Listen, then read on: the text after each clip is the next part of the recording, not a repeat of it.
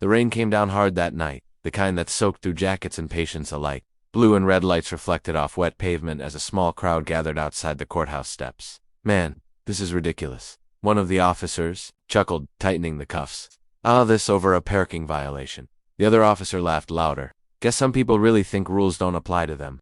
The man in handcuffs didn't respond. He stood tall, despite the cold rain, his dark coat now heavy with water, his face calm in a way that unsettled them. His name was Elijah Carter, 48 years old, clean record, soft-spoken, dignified.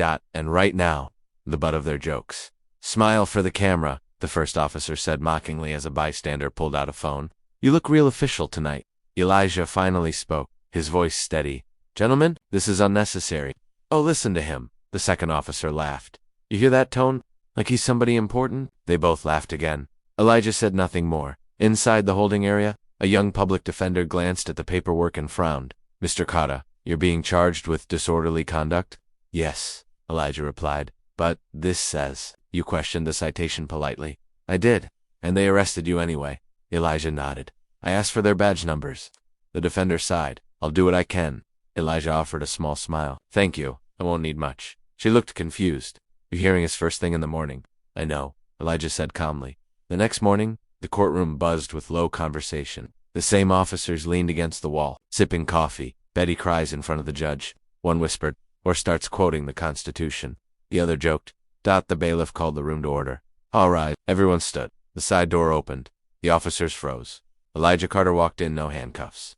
No coat, wearing black judicial robes trimmed with deep blue. His posture was commanding now, his expression unreadable. The room went dead silent. One officer's coffee cup slipped from his hand and shattered on the floor. The bailiff announced. The Honorable Judge Elijah Carter presiding. The officers' faces drained of color. Judge Carter took his seat, eyes scanning the room before landing briefly, very briefly, on the two men who had laughed the night before. Be seated, he said. His voice carried authority like gravity. The clerk called the case. State versus Elijah Carter. A murmur rippled through the courtroom. Judge Carter folded his hands. I will recuse myself from this matter. Of course, he said evenly. But before I do, there are a few things I wish to place on record. The officer stiffened. Last night, Judge Carter continued, I was arrested without cause, mocked, and humiliated while exercising my right to ask questions respectfully. He paused. This is not about me, he said. It is about power, and how casually it can be abused. The courtroom was silent. I have served this city for 22 years, he said. I have sentenced criminals. I have protected officers who acted with integrity, and I have held accountable those who did not. He turned slightly toward the officers. Laughter during an arrest is not professionalism, he said calmly. It is contempt. One officer swallowed hard. Judge Carter stood. This court will appoint an independent review of last night's arrest. Body camera footage will be examined. Badge conduct will be evaluated. He paused again, his gaze steady, because justice is not about who you think someone is. It is about who you choose to be. He removed his robe. The new judge assigned stepped in as murmurs filled the room. Outside, reporters swarmed. Judge Carter, did you know they were laughing at you? He stopped and faced the cameras. Yes, he said simply. Why didn't you tell them who you were? He thought for a moment.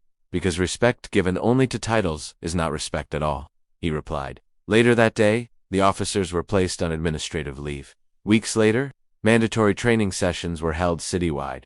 Judge Carter returned to the bench. On his desk sat the folded coat he'd worn that night, rain-stained, untouched. A reminder, the moral spread far beyond that courtroom. Never mistake someone's silence for weakness. Never confuse dignity with insignificance. And never forget how you treat people when you think they have no power. Reveals everything about who you truly are, because respect should never depend on knowing who someone is, only on remembering who you are.